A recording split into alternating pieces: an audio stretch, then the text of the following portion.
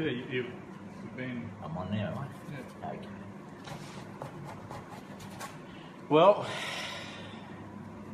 another day of very, very hard, stressful, painstaking mountain climbing work at the Easel again. And well, it started out as a hobby, and it stayed a hobby, and after 40 years it's still a hobby. But oddly enough, I've been able to survive by my hobby, which is really the ultimate, I suppose, in how we could live our life in terms of work and happiness and being able to generate money along the way. So those of you who are painting and trying to live by that skill, it's a very difficult and steep hill to climb to turn something that is a hobby into something which is sustainable in terms of a livelihood. But I did it, and I suppose over the time we can talk to each other. I can go through some of the steps that I experienced, and some of the difficulties that I experienced, and some of the solutions that I was able to mount to make it work for myself. I'm on the wrong painting here. I'm just sort of flashing a bit of paint around there with this pastry brush, which you all should sort of know is my real big weapon. Now, here's a painting that we were working on the other day, and it's a nice little painting. It's simple. It's a simple context, just a beach scene with a little bit of light thrown across there. Nothing very dramatic in it. The horizon is sort of bled off. And then some waves have sort of formed in there, and then the figures are sort of bounced around in there. So that's what we're painting. What I'm going to try and do is finish this off. Well, what I will do is finish this off tonight or today, wherever you are. And I must say, welcome to all of you. We've got a lot of comments coming in from many different parts of the world. Marliz says hello from Pretoria, in South Africa. Pretoria, I have been there, and a great big hello to those in South Africa. I enjoyed my time there immensely. I went down the Garden Road, and I remember Knysna was a great place. Beautiful headlands, and I painted some pictures around there.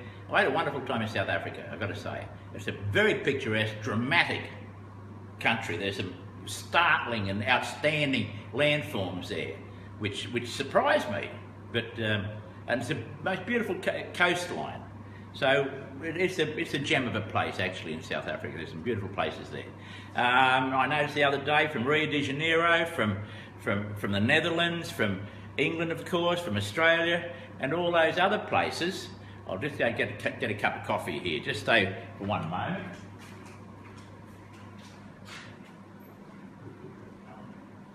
And coming back now, I've got myself a cup of coffee, which is just a regular coffee. There's no additions to this. All right, I've kept it quite clean and so forth, and I'll have a bit of that in a moment. Okay, so there were a number of questions that came in, and I really should try and answer some of these, but I really should get back to this. So let me just answer a couple of questions now, we can break back in. I read your article about using a mother colour. Do you still do that, Robert? That's from Fronnie Wood Harrison. I don't know where Fronnie's from, but listen to Fronnie. Yes, I still really do. I'd say 80% of my paintings still start with those three mother colours: light red, cobalt blue and yellow ochre. Those three, along with white of course, make up the fundamental of the painting, right? The whole painting consists of those three colours.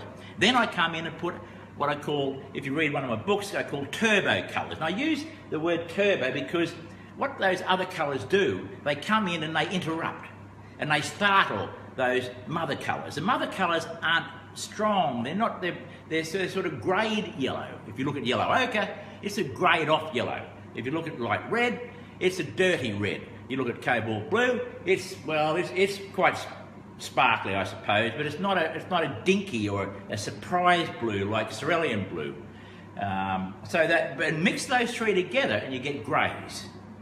So the fundamental of those three colours, the fundamental reason for using those is that when you add white to them and then mingle them together, they very easily develop a grey. And those of you who've been painting a long time know that when you do a painting, the best paintings are those that come out of a grey. Right? Colour pops out of a grey. So you put on a little bit of permanent rose in there with some white and bang, off it comes. Okay? So I do use those three mother colours. Of course, you could interchange light red with Indian red. You could interchange cerulean, cobalt blue with ultramarine or phthalo. You could change your light red to yellow ochre for, say, burnt sienna or raw sienna. So those three are just the ones that work for me, but there are other ones within the family of those three that you could equally use. All right. So there we are. So that was a question there. So yes. Why is the sky darker near the horizon? From Jose Costa. Well, it's not really there. Well, I don't know. Well, what I generally do though, because I'm painting figures, I'll put a horizon in and then I'll key it back. I'll bleed it together. I'll mingle the colours from the sky into the deep horizon until it's more of a blurred look. I do that because I'm painting figures in there and I don't want edges and drama to fight with the edges and drama that I create in the figures. So at the end of the day, I calibrate my colours, my contrast, and the degree of activity in the context of the painting according to these two things here, according to the subject matter. Okay, so that's the reason. It's not because I see it that way. It's just simply an engineering adjustment to support a figurative painting. Karen McKee, why did you choose those particular clothes, the textures and transparency? Well, I like, first of all, why those colours? Well, obviously you can see here blue with a pink. They just talk together very, very well. I mean, that's a lovely combination. It's also warm against cool. Here we've got a white dress on this little girl here, but I'm bringing yellows and blues in there to give it some temperature change. Okay, so the two reasons. One is what is the colour, the general colour of the background or the context, and then try and work a colour in that's going to bounce off that or complement it. All right, to support it, to give it more dynamicism. Now that's a good word. I won't say it again because I nearly tripped myself up there. But anyhow, that's the reason for it. So you can see here we're starting to work these two out. I've got to push the contrast now because this contrast in here, the light to the dark, is more powerful than the contrast here. And we can't have that. This has got to be more than that. This dark and light here has got to be more contrast than we see down in here. Otherwise, the figures are being dominated by the background. And that refers back to the previous thing that I mentioned about blurring areas of the support of the context so that the figures can pop, so that they stand out. Not stuck on, stand out. Why don't they look stuck on? Because I'm using mother colours in here. When I deepen this pink dress, what do I mix in that darkening mix? I'll put light red, cobalt blue. And they are the two colours that I'm using throughout here. All right? So nothing can look stuck on if you're using those mother colours. I've got to stress that. All right. Pleasure to watch it. Good morning from South Carolina. That's from Tom Presnell. There's a heap of questions here, folks, but we'll have a look at them. How do you get your proportions right when painting multiple figures? I'll just answer this when I start painting. How do I get my proportions right when I'm painting multiple figures? That's a good question. It's a good question, because people do get themselves, they dig a hole for themselves when they get the proportions wrong. I sort of visualise things. I say, well, if I make this figure too big, it becomes unbalanced. All right? It's simply too dominant. We're losing the connection with nature. We're losing why she's there. If this is bigger, I'm seeing more of her and less of the context. So the storyline weakens. Same with the girl down here. Now, you'll notice when I did this the other day, I kept on moving this masking tape down. I intended to make this figure smaller, and I sort of forgot about her legs. So when I put the legs in, my bottom of the canvas was down there, and now that's not going to work, because I need to build a platform down here to support this figure better than simply one that's only an inch down. I need to create something in here, a context. I need to create reflections, little pebbles. I need to bounce some light in around here for the wave rush, up the beach. So I need to build this, and if I've got too small an area down here, I can't empower that area sufficiently to create a solid platform, a solid foundation. Okay, so like building a house, unless you've got a good foundation, a solid foundation, the house won't sustain. It won't remain as it should. It won't be strong. And it's the same in a painting. You build platforms, you build areas to support the next area. Blocks on block on block. You could turn it upside down and you'll see I've built a platform the other way. It doesn't matter which way you look at these paintings, I'm building a platform of support for certain things. Here, I'm supporting the sky here with this mountain line here, the distant hills. All right? I'm building a platform of horizontal aspect. I'm building a platform for the sky to have its own dominant, although secondary, important area. And then I'm building the other features in the painting. And each one supports the other one, and together they tell us what it is. They tell us what it is. So when you're painting these things, you put them together. You use those mother colours. That means they're going to look right together. You add more blue or a little bit more red. As you come forward, add a little bit more red to the mix. And you switch. You're not going to see this sort of dalliance of colour, this sort of move from a pink into a blue so much up here. You won't see it up there because it's more distant. You might see a little bit more yellow coming through the sky, but you won't see as much. Okay, so I think the main point here is that the proportions now, when I put this girl in, I then started to put this figure in. Now I wanted her in front. So size-wise, if she walked back over that girl, she would be about that high. She'd be about that high. So as she comes forward, she gets bigger, of course. If she went behind that girl, over here, she'd be smaller. I retreat, I move the shadow line back up and find it up in here, then she'd be smaller again. All right? One thing I mentioned the other day to you, and I want to repeat this, if you missed, and I should keep on repeating this. When I take my photographs, here they are, where are they? Here are the photographs. When I took that photograph, you see it there, folks? When I took that photograph, I knelt down on one knee to take it. You'll see that the whole figure looks pretty much in proportion.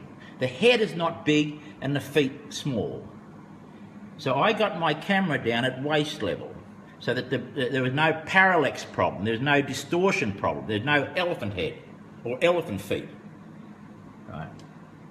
There was in other words, I was the end of my lens was aimed at her midsection. And that's very important. The other thing about this too, that I use a lens which is, I would say, it's a perfect lens for an artist. If you're doing this type of painting, or even just any type of painting, you want to deliver good photographs, good material to work with, okay? Then the lens I use, which is a 70 to 200 millimeter Canon lens, and there's an equal lens in all in other makes, right? But that 70 to 200, it's a 2.8, which means it allows a lot of light in. I can take it in low light conditions and so forth. But you don't need to have that big one. You can have one that covers that range. Around about 160 millimeters what I zoom at. And I get back about 8 meters. About 8 meters. I drop to one leg, one knee, waist height, 8 meters away, and I move myself around till I get the light I want, and then I start. And that gives me great paintings, great photographs to paint from. There's not too much contrast, there's not too much, it's not too soft. If there's a little movement near the light source, near the light near that dress, I'll find it. That camera will read it. That camera will read it. And when I use this, my secret weapon, and put that over there, you'll be able to see that light. And if there's a shift in light before you get to the highlight itself, if there's 2 or 3 build-up highlights of lower value, then this delivers me that information. This thing here. And we're going to, at the end of the month, in about 3 or 4 weeks or something, I'll be talking more about this and how you can get one. All right? Okay. Enough of that. Let me get on here and see if I can do something here. Well, we'll let's work on this figure a bit more. If you've got any questions, and if you've got friends who want to paint, who are trying to paint, right, tell them that this is on now, okay? And you can do this in acrylics as well as oils. The approach I'm using will work with every medium. And I mentioned the other day, before I just do this again, the other 2 books, where did I put those 2? I'll find them in a moment anyhow, folks, don't worry about it. We'll go back to this. Okay. So, I'm now going to come in. I want to look at this figure. You've asked me how I hold things together here, how I hold the photograph in relation to this. This is cut from a water bottle. And that's the lens I've got. I've just got it mounted in a bit of plastic there. All right? It's a temporary thing, but I've designed the final one, and I know what it looks like, and you'll see it in a couple of weeks. But it's based on, the main properties of it is that magnification about 2.5 times, which gives us not too great a detail, but enough detail. We don't want to have it 10 times magnification or 6 times, because we're getting too much detail in relation to what's around it. We need to be able to see this light in relation to that hair. We don't want to see just that in itself, because we can't measure how much light to put on there in relation to that or that or that. So we need to look at a context, and that's what we have. It's a 2.5 times magnification. It's made out of plastic, right? And I simply hold that photograph like that. With my fingers underneath there, 2 fingers, 2 top fingers there, and I just put it in there like that, and there we go, presto. Easy, light, move it around. It's not stuck on there, you don't need it, just your hands can do it.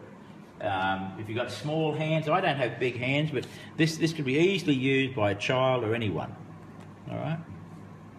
So there we are. So let's mix a bit of, let's find these colours again. There's a little bit of rose. And as you see over here, there's my pot of thinner and a little bit of oil in there. Now let's come over here again, and I'm looking through here to see what I've got. We've got a few people asking if your studio has windows. Now the question is, does the studio have windows? Well, yes it is. Here's a window, what's called a window over here. This is a window, and you can see out there that it's not very, the sun is not around. So where I'm painting from, it's very much in the middle of the night. And so If I fall asleep on you, that's the reason for it, okay? It's not because it could be age driven as well. You can just swing around here, you'll see what my studio, this is one studio. And it's just a mixture of junk. I've got camera gear up there and bits and pieces, and there's a bed up here that's got to go into another room. There's hard drives over in there in that steel cabinet, and more paintings and photographs, and so on. So this is just a temporary sort of studio for the moment. Although I think everything's been temporary for me most of my life. But here's just some photographs, but I could walk you into the other studio if you want to have a look at the other one. There's a pizza here which is going to go to waste, but Graham's here. I'm quite sure he'll make a mess of that one. He'll shorten the life of that pretty quickly. So we could look at that, or so there we are. Okay, let's come back over here and do a little bit more in here. Now I'm looking at this. I'm looking at the dress. Now this is night time. Here's my lights. That throws enough light over, an even light over the pallet. Here's the other light. That throws enough light over the work area. And there's enough light. When I move this around, I have sufficient light in here to be able to read that photograph. And when the sun comes up, there's no great shift in light. There's just the level of light lifts a little bit. But I'm able to work through day and night with this arrangement, with this setup. It's simple. It's simple. But this is what's happened after 40 years of painting. Everything I do is sort of calibrated, meant to be simple. I think I'm getting simple. Now, there's a bit of orange in this which I want to put in. Cut a little bit of the neckline of the dress comes down there like that. And we want to find this. I'm looking through the magnifier as I go, coming down here. Question from Janice: how do you ship your supersized works? Oh, Janice, when I ship the paintings to say America or Australia or somewhere, or England or wherever, I simply roll them up, put them in a tube, FedEx, off they go. There's no great, and then I frame them over there, wherever I need to frame them. And I put a bit of blue in there now. Break that down a little bit. I've got a bit too much colour in there. See, now I'm getting down to I'm mixing a couple of colours together here. Because this is in shadow. And yes, Robert does have a YouTube channel. It's youtube.com/YouCanPaintTV, or you can just Google it. Okay, thank you, Graham. I'm coming down the bottom of this dress now, trying to find this light again. Here we go. There it goes. She's got a leg crooked that way a little bit, so this light is going to find its way through here. I've got to find a leg there, a shadow. There's a bit of backlight behind this dress, so there's a transparency nature of it around the base. And right down the base here, it's actually, we've got the back of the dress falls down behind her leg, so we've got a real glow behind there. So let's see if we can put a bit of glow in there now. And what's that glow going to be? Well, it's coming from the sun, so I'm going to put a bit of, it'll be yellow and white. Mix in here a bit again. We want it, this is just the first, I still haven't got it right, so I'm going to clean that brush a bit. Now let's go over here. Now it's getting lighter. Now we're getting it. Okay, let's put that in there. And you see it's very wet or very moist. Now see if we can put that in there. Ah, now you can see.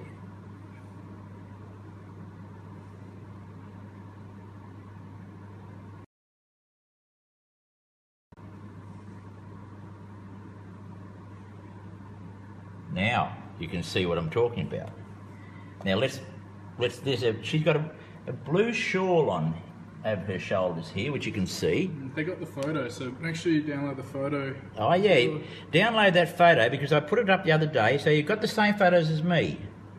All right, so you can look at this. If you've taken them off to print them, it'd be even better. Because then if you had a magnifier, you can do exactly what I'm doing.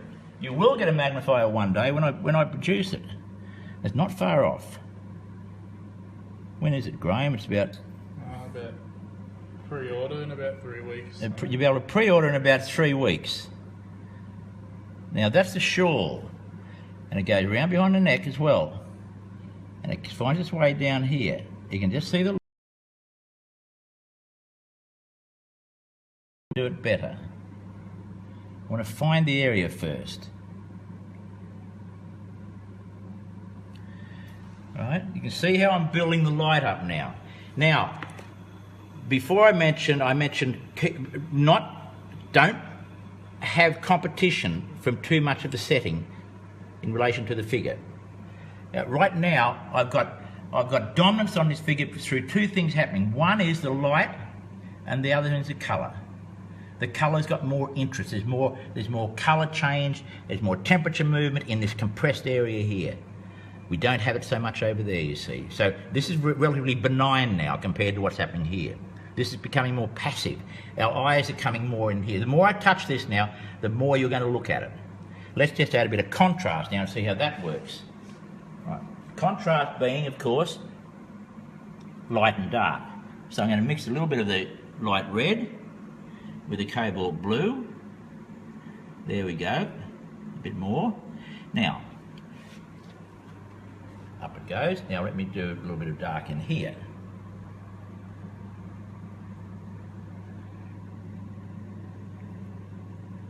Question, have you ever done portrait on your own style? Yes, I have. In fact, I'm going to paint Graham soon. If I can get him in a freezer unit for about half an hour to slow him down, I reckon I want to do that because I do like, it forces you to make decisions quickly. It's like plein air painting, which I haven't done much of, but I mean, painting portraits is a similar sort of event because you've got to make decisions quickly and hit your key points very quickly. You haven't got time to sort of mess around for too much. Right, now let's go down to the little girl here. I'll get this other photograph that you have all got. If you're keen students, you would have these photographs. You'd have them sitting in front of you now, like I am. There's a bit of red in this one, so let's find this little girl. Barbara says good morning from Mississippi. Oh, Barbara, Mississippi. Barbara, that's a lovely part of the world. It's been many years since I was on one of those steamboats, paddle boats at least, out of New Orleans. I've done that and I love that area, and even as far as Cincinnati, which I've spent some time there, and New Bremen, and then drove up once to the lake, to Lake Erie, and had some fish up there. I've done some fishing, some catfish fishing around in Ohio, and a good friend of mine, John Boland, is there. And hello, John, if you're listening, or Meredith, his daughter. So let's just look at that. What's happened there? What's happened is I've got to put a bit of this red in here. She's a bit too much. Well, I'll just mix up some of this, Graham. Right, go over here. Right, that's the hair. It's not all dark hair. She's got fair hair. So I want to show that some little streaks in there.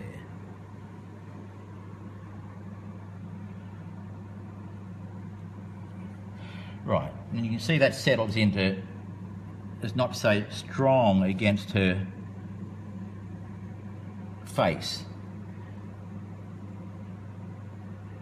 And bring it into here. This paint I haven't touched this paint since the other day, so I'm just going over dry paint. Question from Clarissa. What size and what type of brush are you using? Clarissa, this is a Robert Simmons brush, but I'm going to have these made because they're hard to get and they're not available everywhere. They really are. I mean, these are pretty expensive as well. They're expensive too. They're about it might be $12. But it's a number 4 or 6. I'm not sure which way it goes now. I think it's a 6. Liner brush. A Robert Simmons liner, L-I-N-E-R, liner brush, about number 6. It's a watercolour brush, not an oil brush. It's watercolour, but it lasts a heap of time, and it's perfect for me. It'll be perfect for you as well. So I'm just going to put a little bit more in her hair there. I want to show this blonde hair look. I want to and it crosses across like that.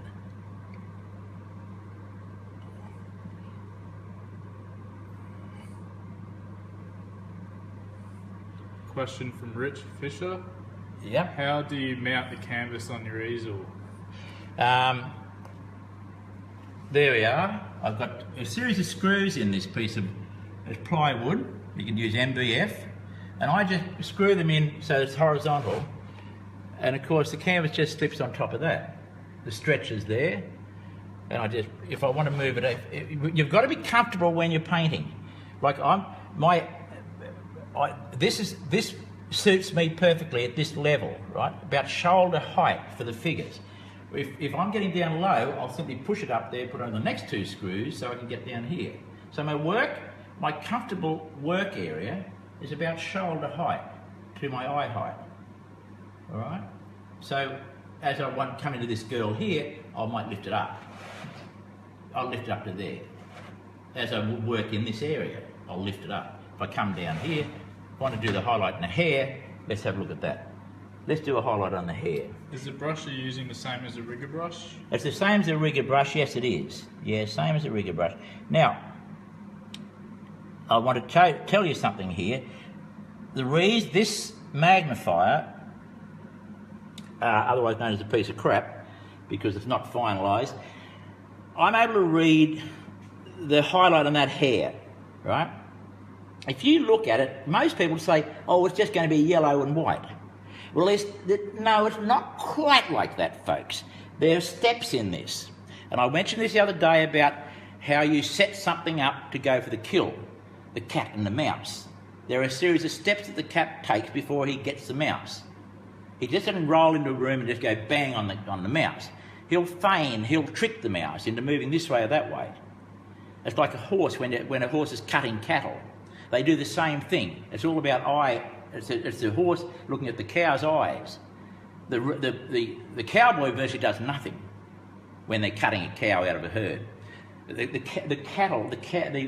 horse does it all, and it's the same with this. But what we need to know is, with the naked eye, I cannot see that shift. I just see a white area, and I presume that's going to be yellow because it's sun. But with this, and that's all you do see. With this, I'm able to see that there's a yellow before that highlight. That there's a yellow building its way before that highlight. So it won't become a pasty. So I'm going to put that on now. Hey Dean, it is oil paint, not acrylic over here. Yeah, all oil, Dean.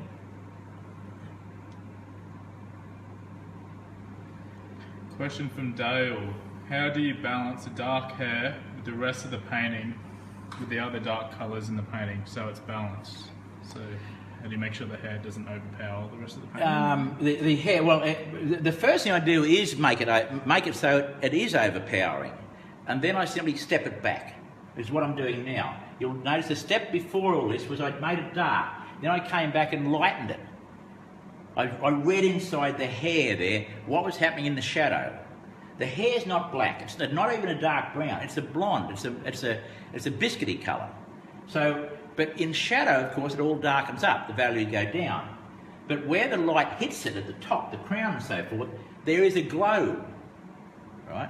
So we look for these little movements all the time. That's why this is so critical. And I've been doing it for a long time. I look at this, I can see the little movements. Other people look at it and I say, can't you see that? Look hard. If you can't see it here, go outside of the sun, hold it up like that, and then you will see it. That will expose another level of information for you. Okay? So, let's put... Now I'm going to go to another yellow here. Now here's where we get interesting. You say, okay, he's using only mother colours, but now I'm going to charge up that yellow. In other words, I'm going to go for king hit. And look how yellow that is. Over here. Right. Now look at that. Right, I've got that brush loaded with a dollop. And I'm going to try and just work my way around like that.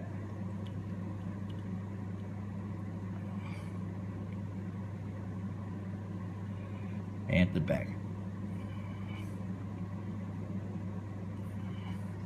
Now, that's not finished. That's not finished. That is the one before the highlight. Let's see the little girl. See if I can add something in there.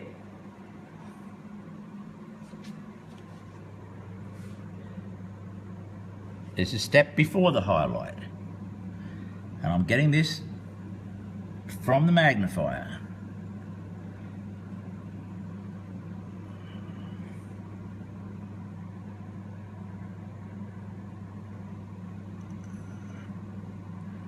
Okay, now I'm going to just run that through just a little bit here and there, just to show that she's got the hair sort of bouncing around.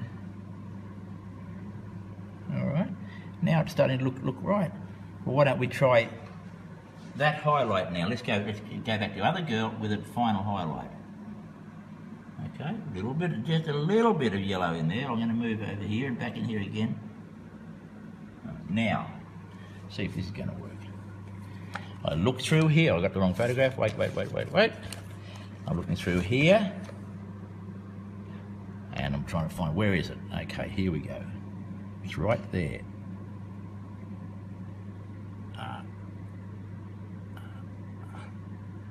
And there's one just there. And there.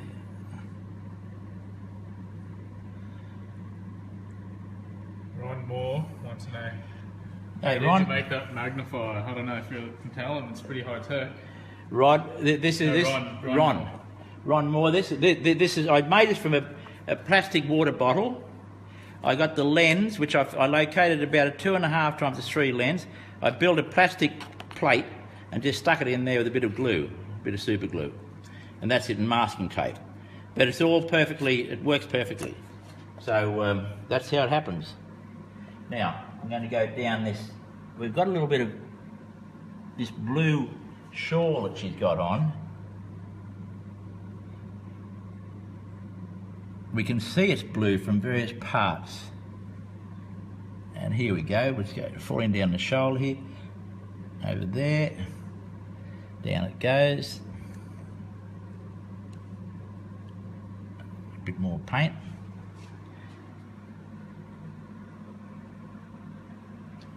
Back we go again. And it's sort of, she's got little tassels there.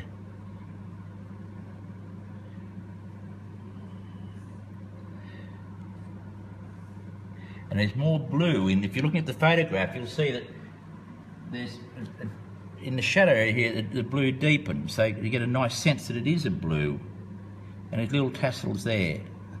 Let's darken this up here. Question from Lee Jai. What time of the day did you take that picture? What's your preferred time to shoot pics for paintings? The best time for shooting pictures for painting is around about 11 o'clock to 2:30 in the day. Now, of course, photographers, they like to get out there in the early morning, in the afternoon and so forth. But for figure work, because that gives us the best... let me mix up this... Hang on, wait there. Let me mix up the highlight for that blue. Let's see if we can bounce that blue around and see what we sneak up on this one now. And I'll call it sneaking up because that's what we're doing. Right, let's have a look here again.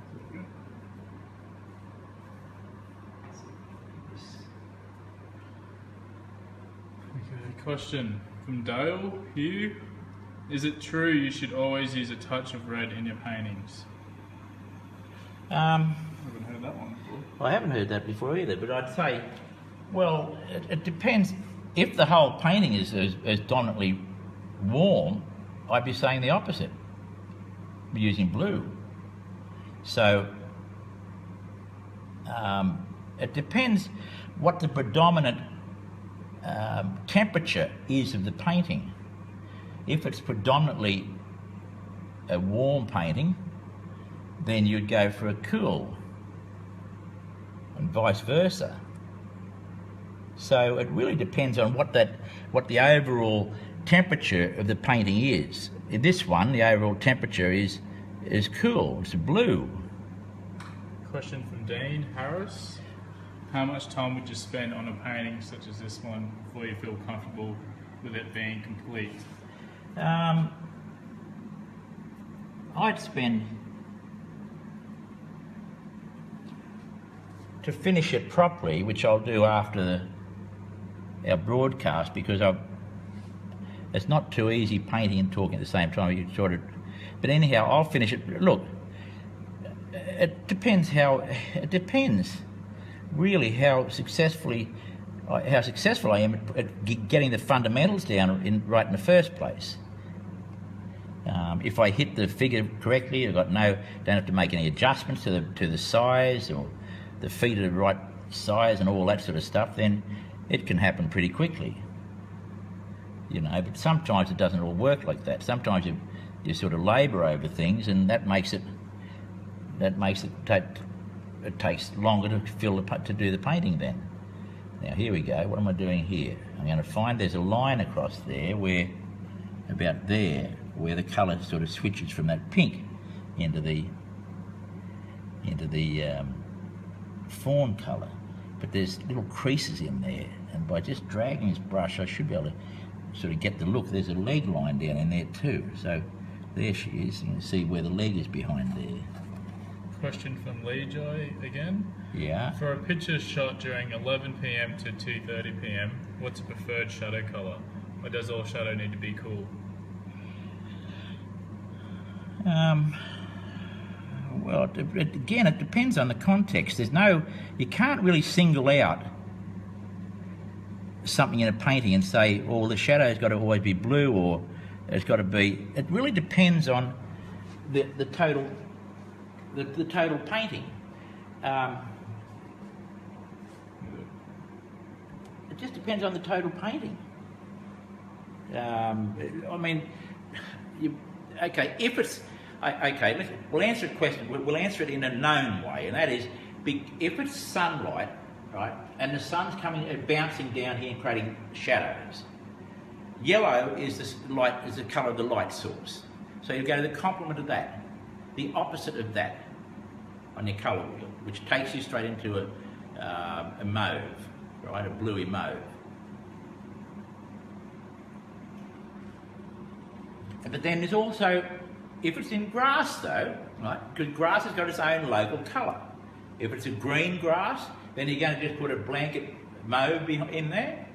It depends on the local colour. Green, if it's in shadow, you deepen the tone of that green, you grey it back, and then you can think about that overload of a mauve or a blue.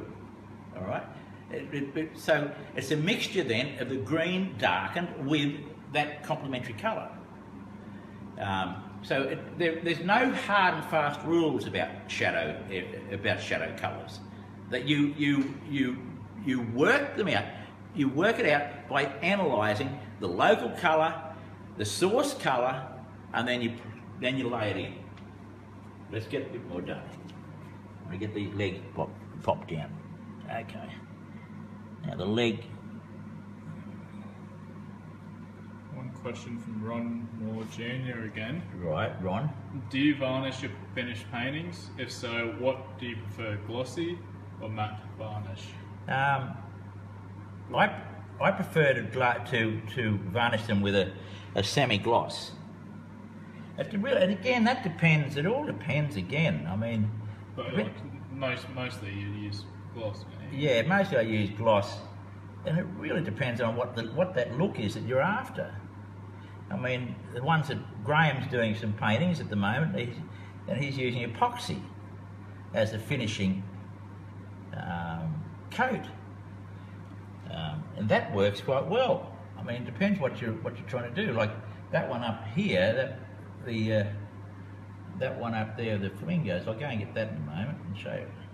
This one here.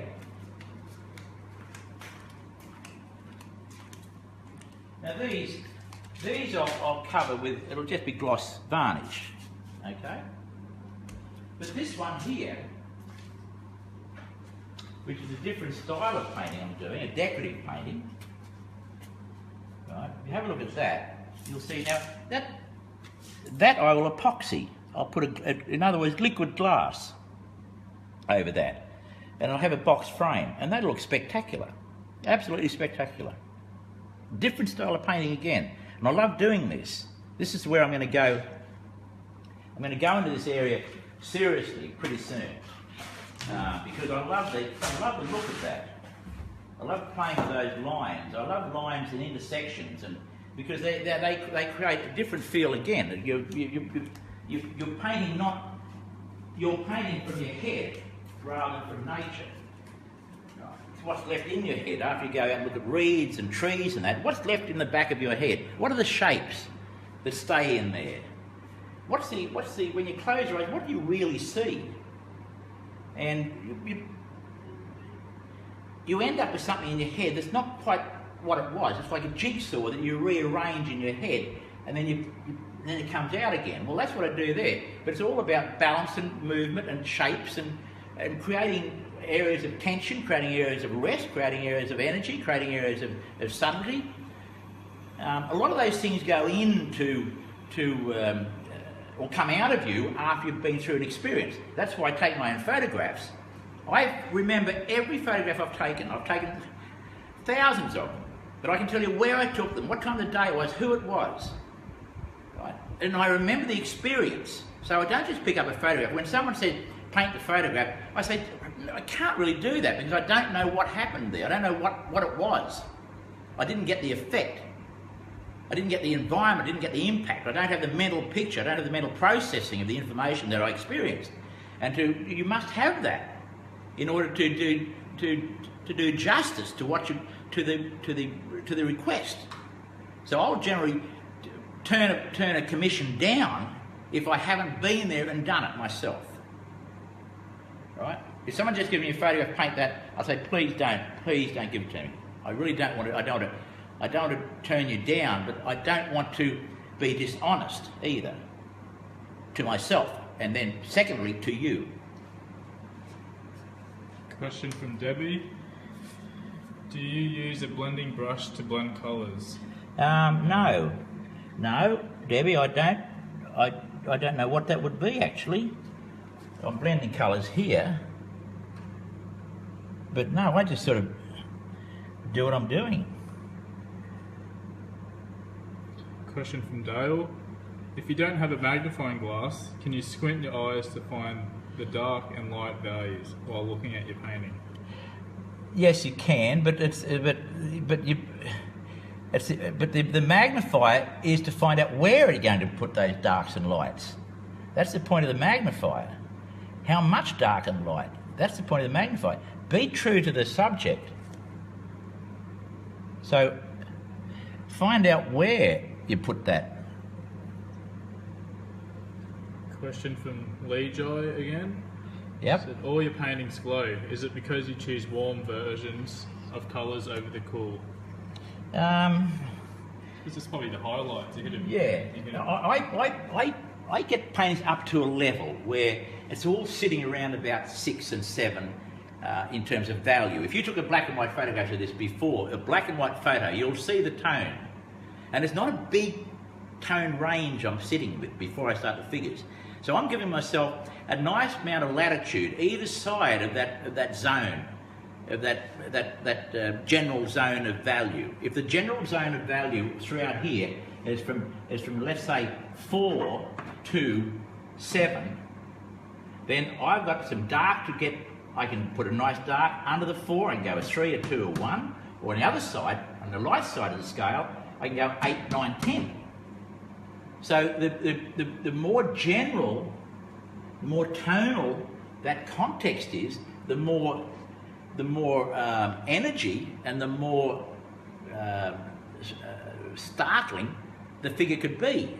You've got more you can milk out of that painting. You want to make it really jump. It's pretty easy. Question by Stephanie Davis. Stephanie, good morning. Did you go to art school? Stephanie, I never went near an art school. No, I didn't go to an art school, and what I know is what I've learnt the hard way, and it seems to work. But I've analysed. I started to write the odd thing is I started to write a book, another one, on how I actually paint, in terms of, not how I paint, but I know how I paint, but let me just do a bit more down here. I'm just getting frustrated with this part down here. Hi Debbie, yes, Robert does have DVDs available, so they're on his website. Yep, they're over there. We can show them to you actually if you want to see them. You can download them as well. They're about an hour and a half each, and you go from the beginning of a painting right to the end. Right to the end. And they're good. They really are very good, the DVDs. I explain each point in there, what I'm doing. So I'm not trying to sell you anything. I'm just saying I'm trying to help people to paint. So I want people to enjoy painting as much as I do. So it's not about money or anything. It's about generally just doing something that I like to help people. Question from Ellie Urban: do you have prints that you sell? Ellie, I used to do a lot of that, but I don't do much now because it's just too expensive to send things. But if you want, we got a few G closes here though. Oh yeah, I've got some G clays. Yeah, if you're interested, I can send you pictures of the G clays that I've got laying around here. I've got all sorts of junk. Now let's get this pink highlight. See if we can bounce that in. See what we can do with this one. I better put my glasses on. I can't see a thing. Thanks, Graham. Ah, now, gee, that makes an incredible difference. Right, now I'm going for my highlight, for one highlight, there possibly might be one, so I won't do a final one. So it's not a white, it's simply that rose lighter. Now it's a bit up there. Now I just had a look through the magnifier here, and there's a bit there. And there's going to be some down in there. And here's where it starts.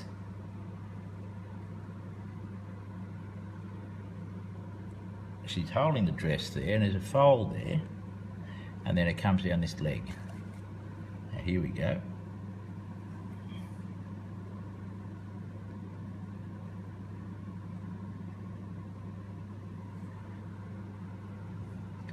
Lee Joy said she's watched the painting buckets on YouTube. Oh.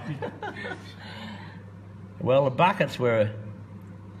You'll learn something from the bucket series. It's on YouTube, so that was done quite a few years back.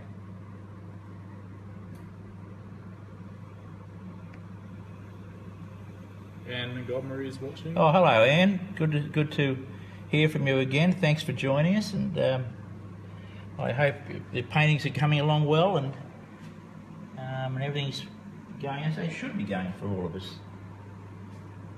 Now I'll tick this up a bit. I'm up another notch.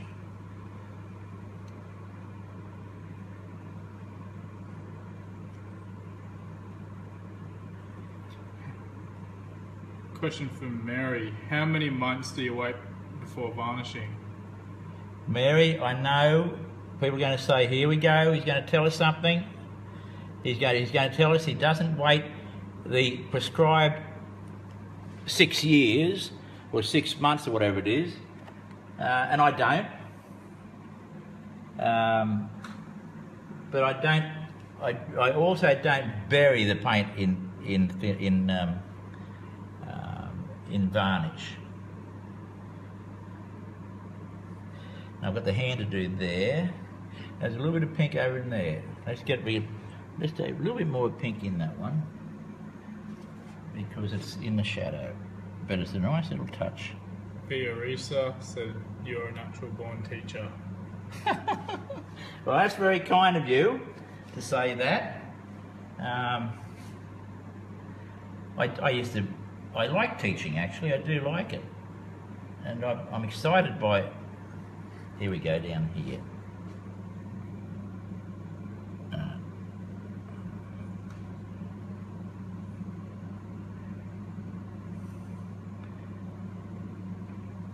Let me get a bit more white here, Graham. Highlight. There we go. here we go.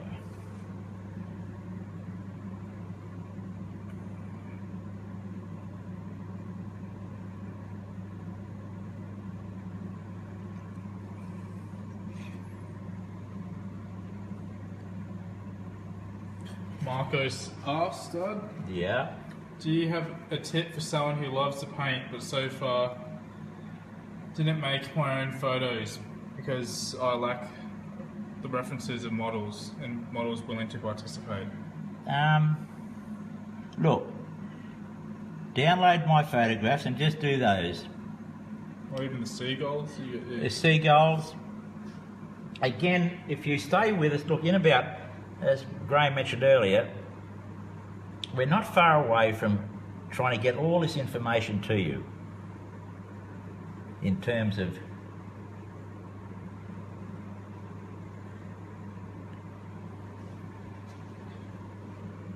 Question from Karen Foster. Are all your paintings in oil colours? I used to do some in acrylics, Karen, but I haven't, just a long time ago. I play around with acrylics, but I'm not really... Acrylics are really a play medium to me. They're not really a serious medium. Now, let's see if we can... Now we're getting something there, a bit around that. Now let's see if we can find that shirt. It's in here, bang. Janice said she's a hyper-realist painter, but your DVDs helped her loosen her style. Ah, Janice, thank you very much. Well, if you're super realist or you're a realist painter and if you follow the way I paint, you will loosen up, because I mean the steps are basically simple. What I'm doing is really not complicated. I make it, and it is relatively easy. Look, if you watch this show now and then you get the photographs, people say, "Oh, but I can't paint." I say, "Yes, you can. Yes, you can.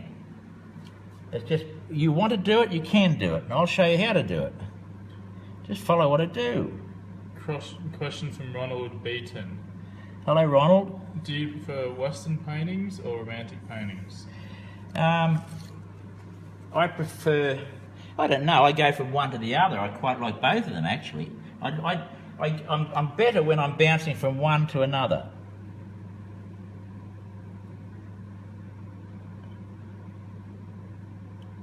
What are you doing here? Now, what I'm doing here is hitting that final little clicks. I say in a painting you need that last little click of a highlight,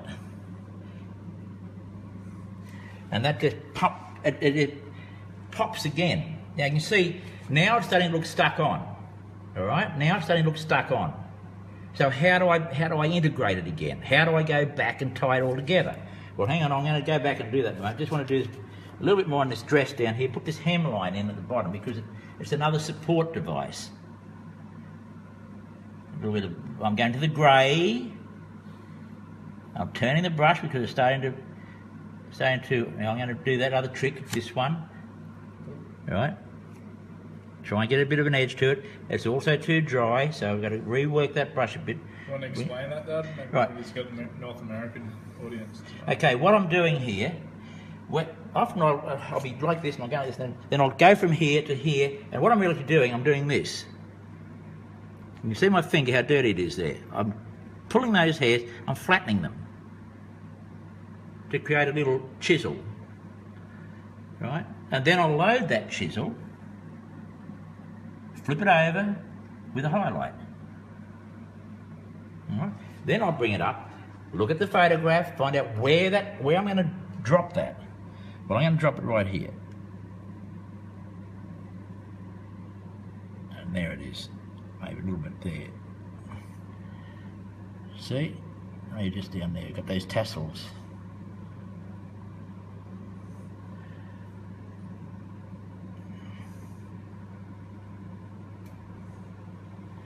I'll just drop a few there so you can see what's really happening in there.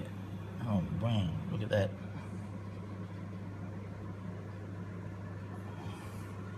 Now, doesn't that just powering out now.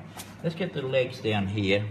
I started going earlier about how to now integrate so that it's not looking like the figures are stuck on. How are we going for time, Graham? 30 minutes left. Okay. We've got an hour and a half limit on this. We've got an hour and a half limit on this, so we can't... I want to try and get a lot of this done. I'm just moving around now, putting a little bit more, enriching the, a little bit more colour into the grey of the arms and so forth. Just to, again, that separates the figures from the background and the context. Now you can see it's now perhaps gone too far. So what do? Go back to the grey. What's the grey? The mother colours. Cobalt blue, light red, yellow ochre. I want a grey, so I mix the light red and cobalt blue together. There's my grey. Let me look. There's a grey. Now, I want to lighten it up. Add a little bit of white to it. Now, there it is. It's a chisel. I worked it that way. Now, if I put that on there, that'll kick it back again. Now, the richness in that colour's gone out a bit more. That was a bit, didn't work quite right there, but anyhow, we'll down here. So I'll grade it back again. In here. Grey it back. Question from Mark Warthen. Yep, Mark. Is there a particular type of bottled water you recommend for the scope? Use a beer can. There's enough. Yeah, you could use a beer can to do it if you... It'd be a bit dark though. No, just one of those 600 ml. Yeah, it's just a... Well, 380 ml bottles, I think they are. Yeah. One of those handheld ones. Yeah, that's right. Next broadcast, Jennifer, is on Thursday. You can check the times on the Facebook.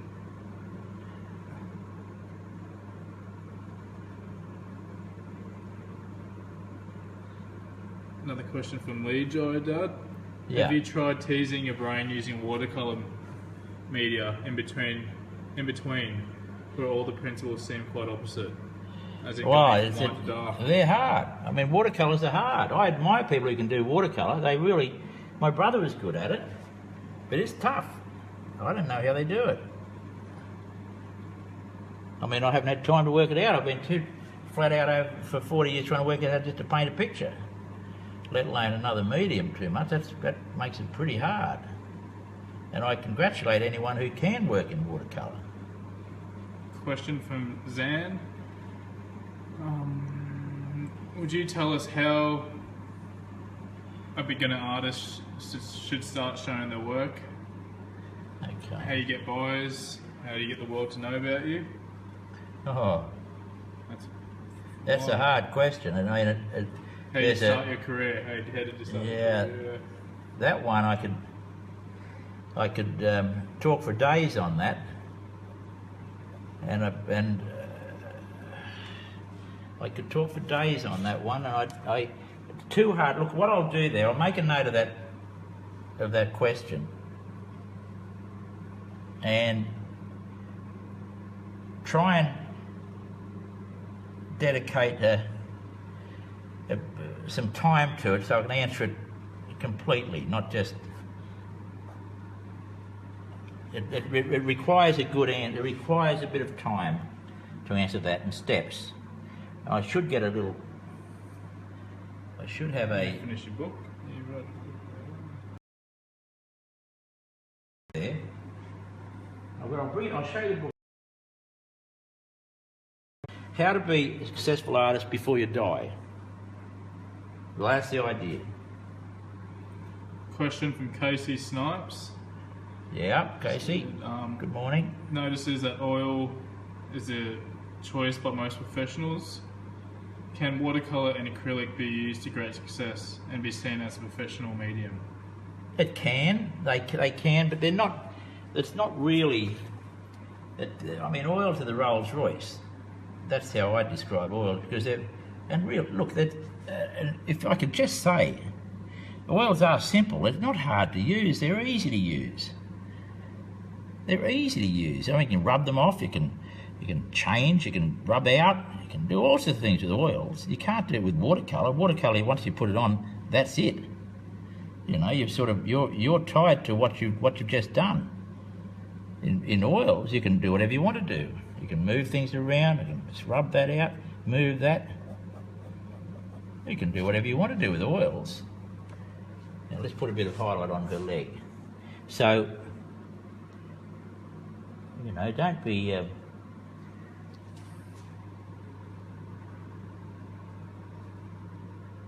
we are now. There, now we're starting to see. Question from Ronald Beaton. Morning, what Ronald. inspired you to start painting? I just wanted to paint. There was no really, it's something I wanted to do. I just felt that that's what I should be doing. There was no one, I didn't have a sort of clap of thunder above me one day and said, get up and jumped up and started painting. But I worked my way to it. I enjoyed it. I enjoyed it immensely. And I thought, this is good. Now, let's put a couple of seagulls in there. Now, I haven't done anything on the background, but I might, look, if I want to put a bit of colour in here now, I can. Let's just look at this. So, we can make it less benign by simply adding a little bit of colour. See how I use that brush? I'm now using it like a watercolour brush. Question from Rebecca. Do you ever sketch your paintings on canvas first? Well, I used to, Rebecca, but I don't. Not now. I sort of just go ahead and do it because I've done it. I mean, when I first started, I did. I used to sketch it in and so on. But now I just sort of, well, if it's wrong, I just rub it out. That's, like I said, that's the beauty of oils. You're not tied to your mistakes. Mistakes can be rendered can be repaired quite easily. Ready? Question from Rebecca. Oh no, we did that one. Question from Sama. Is it possible to paint only seagulls in the beach alone without people? That's yes, it is. I started painting just seagulls a long time ago. Now what should I do? And that worked, you know. So I put something in there like a fishing basket. Now notice what I'm doing now. I'm building up. I'm taking what we had a relatively grey painting. I'm starting to put colour into it. In other words, I'm churning the figures now into the background. I'm bringing them so they're talking to each other. So one's not just colour dominant. This is the other way of making having a painting that doesn't look stuck on. You simply do it. You keep on working the painting from one part to another until you've got some sort of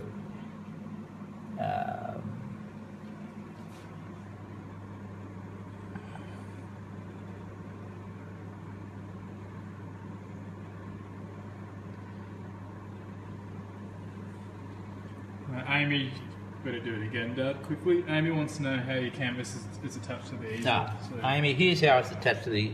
I've got two screws up there, and this is just a stretcher that I'm on, right? Just a painting stretcher, and I just go up there and plonk it on there like that. Now as I move up, if I want to go up higher, I can just put it the next two. So I move those screws around. It's just a little bit of plywood. When I was in America not long ago, and I checked into a hotel room, and I told the receptionist, I said, I'm going to do a bit of painting in there. They thought I'm just, I'm going to do a bit of watercolour. Well, then I went out and I bought two bits of wood. I had my electric drill. I had a board. And within a half an hour, I had the studio rigged like this. I moved the tables around in the room, and I painted there for about a month. It was perfect. Of course, after about 3 days, I had just about everyone coming through having what I was doing. I said, what's he doing? You're always painting pictures. Oh. Question from Isaac Rodriguez. Do you listen to music when you're painting by yourself? Oh, Isaac, I would. But well, sometimes I do. I mean, it's not an important part. Now, I'm going to do a... Where's the other photograph I had of the Seagulls? What's happened to that photograph, I wonder? Hang on. I'm minus the photo... Oh, there it is, there. Let's put a Seagull in. Look, what I'm going to do with this, folks, I want to tell you now. I'm going to finish this maybe tomorrow. I won't be able to broadcast the last part of it. But what I will do is I'm going to put the finished item up on my Facebook's page, and I'm going to let it off if you want it. Right? I don't want to put it in a gallery. You can buy it because this is really a lesson painting. This is how to paint. This is not how to sell. This is how to paint.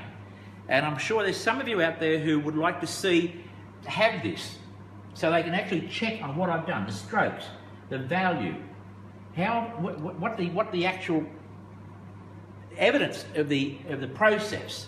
And the best evidence for what I've done is the painting itself. So I'm going to put it up there and run it as an auction. So next time we meet, which will be on Thursday in the States, this will expire. The auction, Graham, I think we should run it to say the middle of the broadcast. So it expires at the middle of the broadcast. So I can then say, well, Mary's won this, or Carol's won this, and how would you like me to dedicate it on the back? What would you like me to say? Mm-hmm. So that way, and I'm not looking for mad money or anything like that. I just want you to have an opportunity of getting this rather than going to a gallery and having a collector buy it. It has much more relevance to someone who wants to learn to paint. It's more relevant to someone who's watched this broadcast. It's more relevant to someone who wields a brush and terps and so forth. So that's not to say that if you want it as to put on your wall to look at and admire as a collector, of course, go ahead, you know. But it has significant value as a teaching item, as a learning event, as a learning result. All right, so that's what I'll do. So I'll finish this tomorrow. We'll have seagulls in it, and I'll have some seagulls flying up over here. I'll put a seagull in now so you can see how I do that. 1 second, Tracy Milo is asking if you can just say hello with a gesture, because there's a few deaf viewers out there. Tracy, good morning, good afternoon, good evening, whichever it may be. I think it'd be morning, and very good morning to you and everyone else, all my fellow artists and people who just want to paint, and maybe you're coming back from say 20 years of raising kids or whatever, and you're just coming back into it again. It's something you always wanted to do. Well, this is how you do it. Start simple. Start with those 3 colours. Start with 2 brushes. Start with that pastry brush, and start with that brush. That's all you need. Find a little corner in a room. Go into a cupboard if you have to. Put your lights up. Get a little get a stool. Put a palette on the stool. Get a bit of canvas. Put it on there. Put the paint on. Go and buy a stretcher. Put it up there and start. Start. It's not rocket science. Question from Amy. Do you try to paint a certain number of hours per day? Amy, I would love to paint 24 hours a day, but I try to paint. I get out of bed and I sort of... What did you do today?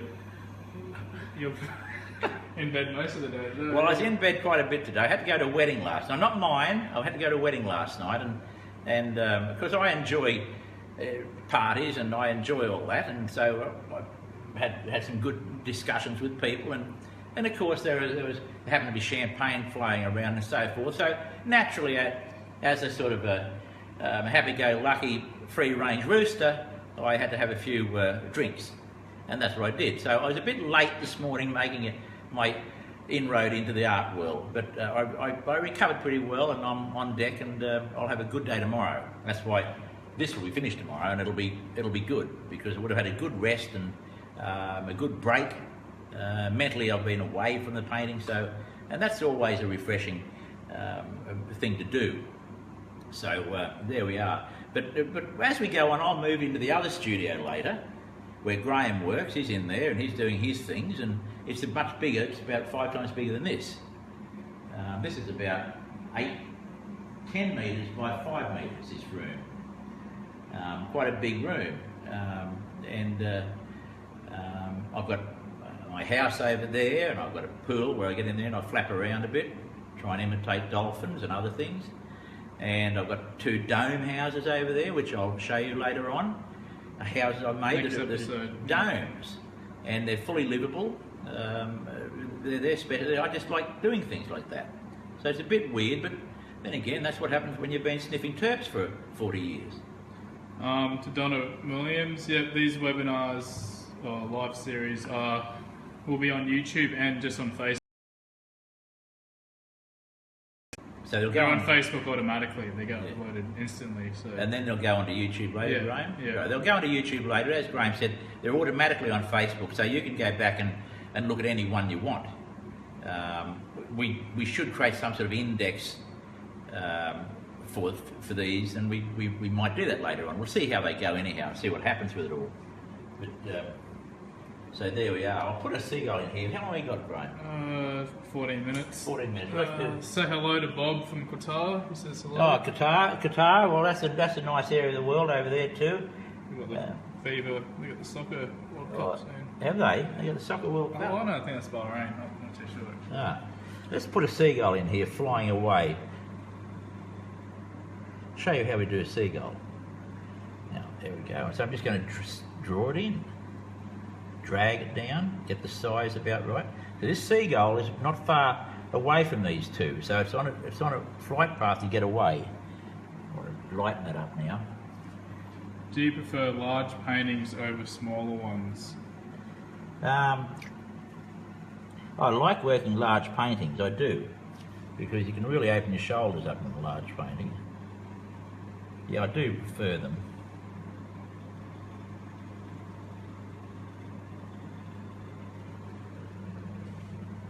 Now you can see, I think we gave them this photograph, Graham, didn't we? Yeah. Yeah. So you can see I've just got just greying it out there. Now I'm going to put a bit more darkened up a bit. Thanks, Pamela. I'm trying my hardest here. The Q&A.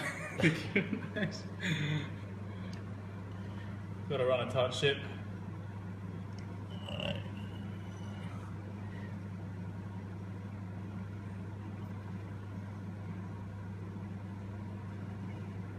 Paul off in the Mojave Desert in California. Oh, Mojave. Well, Mojave Desert. Now, I've driven through there a few times too. Up around Edwards Air Base in southern, Middle Cape, in from Los Angeles and Bakersfield. And are there many beach scenes over there? No beach scenes at all around there. But if you go down to San Obispo, it's only about an hour, 2 or 3 hours drive from Bakersfield, and you could get some really nice beach scenes there. There's some great beaches in America. Let's put another one over here, this one flapping around it. I'll just get the wings in there, there's one seat. And this one's that in there. Now I've got to darken it. That's too dark now, but you can see the shapes. As soon as I'll just get some light now and darken that. No, lighten, I'm sorry. That's a bit too light. Which one am I doing, that one? We got Jessica wants to watch some more Crash Bash. Okay, Jessica, here we go. Right. Okay. Crash Bash. Now, today what we're going to learn how to do a seagull. A seagull has got just 2 wings, 2 feet and 1 beak, but never forget the red on the beak and the legs, because that tells us it's a seagull and not a pigeon or a flying rat. Coffee went straight to his head. Pigeons. Or flying rats, as they're otherwise known.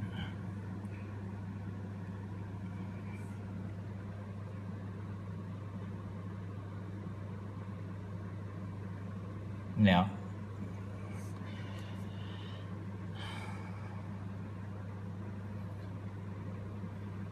okay, it's too dark, but let me put a bit of highlight on there now, and then I think I'll just I'll just go and lay down. Let's put a bit of highlight and see if we can pull this one out. There's his tail. And he's got a little bit of light in his body. Now, I'm going to have a close look at that. Here we go. The magic weapon. The weapon you must all have. If you're in my class, I would be insisting on using this, because you'll be much, much better. You won't be guessing your way through the Seagull. You'll be hitting it exactly where you need to hit it.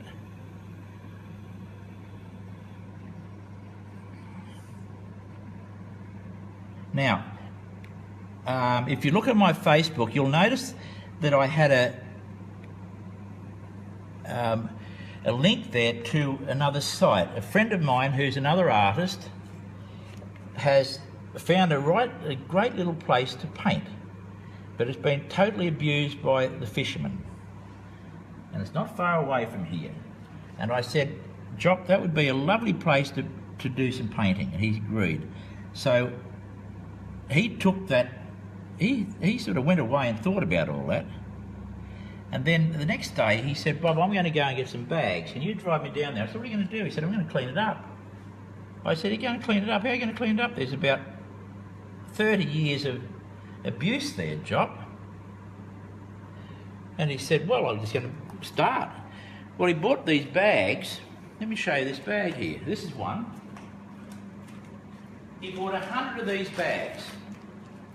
Well, I actually paid for it. He bought 100 of these, and he spent a week down there, basically a week, and he filled up 100, then another 50, right, in the last few days. He had 150 bags full of rubbish, right, and he's still working on it. But the people down there's about 10 families that make their living catching crabs and squid and shellfish and so forth down there, and they were surprised. They said, "What's he doing? What's he doing?" The police came down. He said, "What are you doing?" He said, "I'm cleaning it up." They all looked at him as if he was stark raving mad. Well, he's not. Well, I went down there and they thought I was stark raving mad. Well, I'm not. Although if you saw a crash bang, you might think I am. But anyhow, so the upshot is that they've taken total pride in that effort, in what he's done down there. A little boy went down the other day and threw a wrapper on the ground.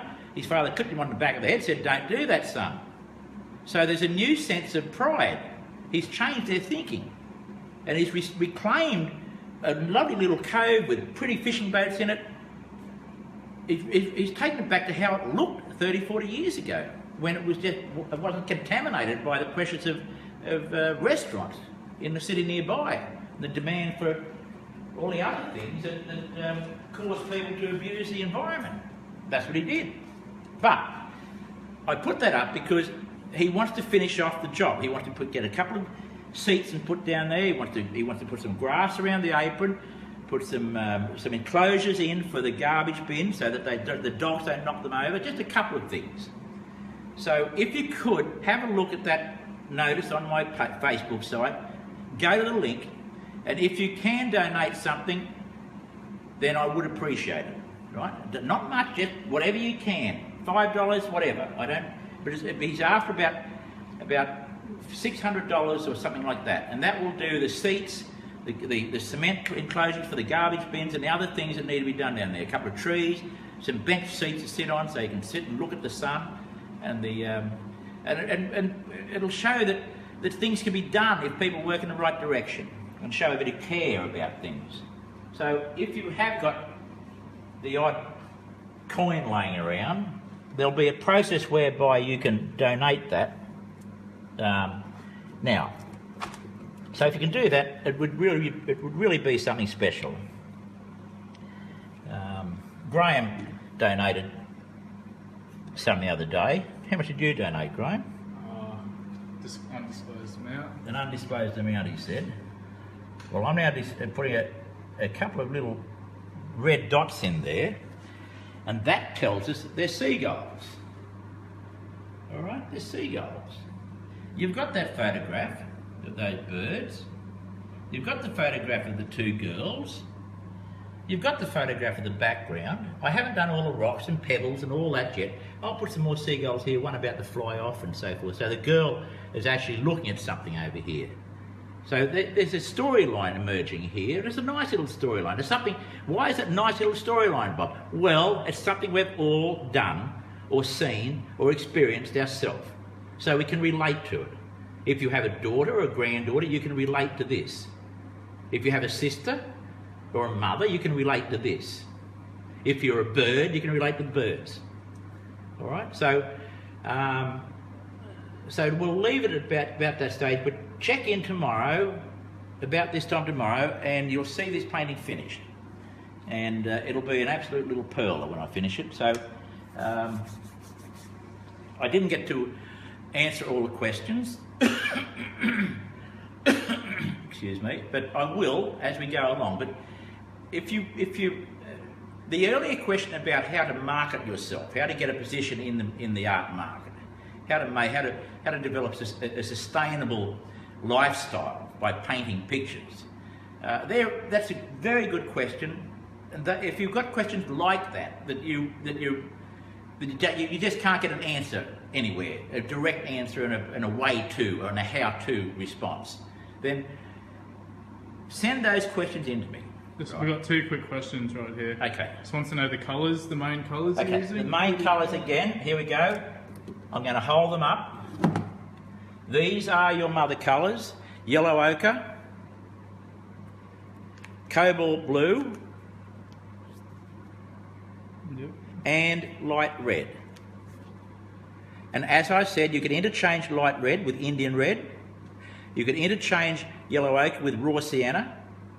You can interchange cobalt blue with ultramarine, all right, or phthalo, or any other of the blues. But when you've got blue and red, you get a grey, and that is the most important thing. When you then put a figure on there, like we did here, which has got colour to it, right? You then look for the colour that's the tube that's going to give you that colour. The pink in here is permanent rose. All right? So it's still a red. So it relates to this other red. It's still in the same family. Okay? But it's not a dominant. It's not a mother colour. It's not the colour we use to tie the painting together. We could, however, and maybe one day I'll show you how we do that. We just swap this one out, put this one in, and then see what the problem is. Is there a problem? Is there not a problem? Anyhow, folks,